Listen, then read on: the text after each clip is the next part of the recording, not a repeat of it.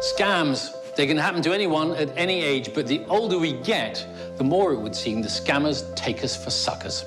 And losing money is often only part of the impact these scams have. They can leave victims feeling ashamed, anxious, and incredibly vulnerable. Thankfully, though, some people are fighting back, and Fiona has been to hear their story. It's one of the biggest crime waves the UK has ever seen. We have received notice against your name. Do you have total amount? Let me see what I can do. With around £10 billion being stolen each year. Kindly provide me your date of birth, Your debit card number, national insurance number. And it seems the older we get, the more susceptible we are to becoming a victim. I'm in Hull to meet one of those victims. Pat Bottomley is someone who spent her life fostering over 100 children in the city. She's even got an MBE for it. And it's that good nature and sense of public duty that the scammers exploited when they called her with an unusual demand from a man claiming to be from the police. Hello. Pat, just tell us what happened. The phone rang saying they'd arrested a lad in London with my credit card on him, £5,000 in money, 4 other credit cards. OK, and this guy who spoke to you said he was a police officer, didn't he? That's right. I might have believed him if he'd said that, so... He gave me his name, the station he was at. They said they knew this was one of the people that were doing these scams. Okay. So they said if I transferred money into these people's accounts, they would have police at the bank waiting for him to go and get the money, and they would catch this person. And the scammers tried every tactic they could when Pat wasn't convinced. When he was speaking to you, did you ever think, is this right, or were you questioning it at all? He said, just ring the London number and check. So he went off the line. Yeah. I tried to get through but couldn't. Yeah. I tried to get through on my mobile but couldn't. And from 11 o'clock in the morning, they had both my mobile and my house phone locked, which I didn't know. What made Pat even more suspicious was the fact that the caller seemed to know a lot of her most personal, intimate details, including who she banked with and even the name of her son.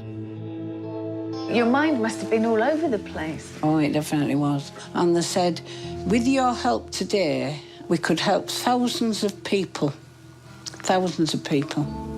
And that's what got me. Believing she was helping to catch a criminal, Pat ended up transferring £8,500 to the scammers, never to be contacted again by the fake caller. How has it left you feeling? It's like being invaded, isn't it? Assaulted almost. It is. And it's as raw today as it was. I've lost all confidence in doing things. I used to work for social services. It took me no time to do a report. It's took me nearly 6 months to get these reports written because I just cannot sit down and do anything. Because I don't trust myself to do it properly. It's not the money I lost. I mean, it was a lot of money. I'd have rather given that to my family, my grandchildren. It's how it's left me feeling. I still feel raw. I still feel an idiot. And I don't think I'll ever stop feeling like that.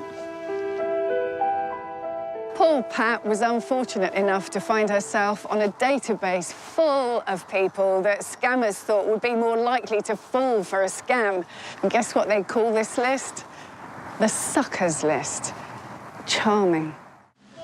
And it seems that it's the nation's pensioners who are top of this so-called suckers list as criminals target those who are living on their own.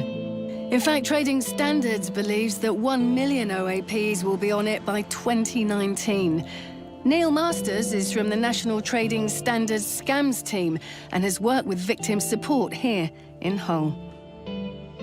So we've heard a lot about this dreadfully named suckers list. Does it actually exist? Well, we prefer to call it a victims list because that's exactly what it is. It's a list of people who have fallen victim to fraud. It's a list that is then sold on by fraudsters to other fraudsters because it is seen that people on that list are susceptible to being defrauded again. All of us have personal information about us stored quite legitimately by companies online. Most of this is done through call centres, which means the information can be easily passed on to other organisations we haven't even had contact with. And how would they get access to this information? The victims lists are very often traded on the dark web, part of the internet, which most of us will never access. It can only be accessed by specialist software and tools. The lists will develop as they get traded with more information to the detriment of people like you and I. It's very hard to combat criminals who operate on the dark web. The best plan is to guard against being taken in by them in the first place.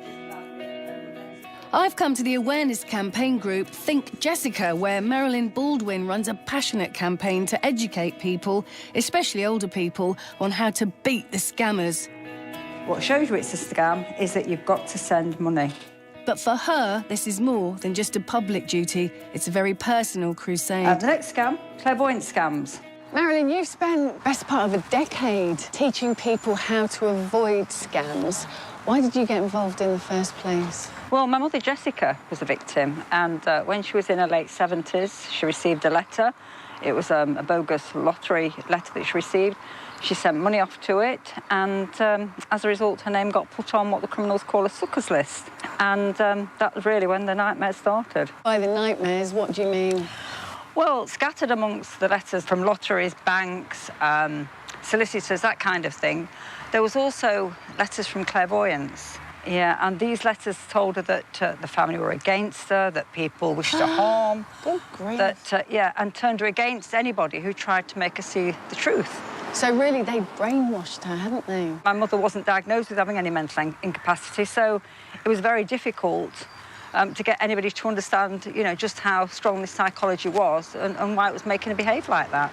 The family felt powerless to help because even directing the mail required her mother's permission. As the number of letters increased daily, she began to suffer. It had an impact on her health as well, didn't it? She started to get more confused and more delusional, paranoid. You know, there were times when I actually took her to the building society. I drove her there because she was going to make her own way there anyway in the rain. And I'd take her to the building society so she could draw money out and send it off to the scams. It was the only way we could spend that day without an argument. Marilyn believes that by the last months of her life, her mother had received over 30,000 scam letters. She's sure that the stress contributed to her death. If a stranger walked into your house and said, oh, can you just tell me who supplies your gas, how much your house is worth or whatever, would you tell a stranger that? You wouldn't. So how can we avoid being caught out? Marilyn's got 3 golden rules to jam the scams. Number 1, it's smart to be suspicious. Every 15 seconds, somebody falls for a scam. Number 2, never give out your personal details or bank details to strangers. Number 3, don't get on the hook, hang up. Tell them, no thank you, I'm not interested, and hang up. So great advice, and as a result, I can't see any of these people being taken for a ride anytime soon. You look a smart lady to me. Do you think you'd ever be taken in by a scam? No, I don't think I would be. You've got to be strong. You've got to be strong, and definitely you don't want to talk to them unless you know the person. One time that did happen, I just put the phone down. A few minutes later, the phone rang. I said, hello, and they hung up. Did you have a computer? I said, no. Half an hour later, do you have Windows? Do you have Windows? Yeah, 6. I would be telling them where to go. It would begin with F and end with F, so that's as much as I'm prepared to say. Thank goodness for that. They don't mess with you. You know, I'm really quite sad about some of the stories I've heard today. Angry, actually. Vulnerable people being targeted by evil people, scammers. But, you know, there is a way we can put a spanner in the scammers' works. No details, no dosh. You don't give them your details, they don't get any dosh.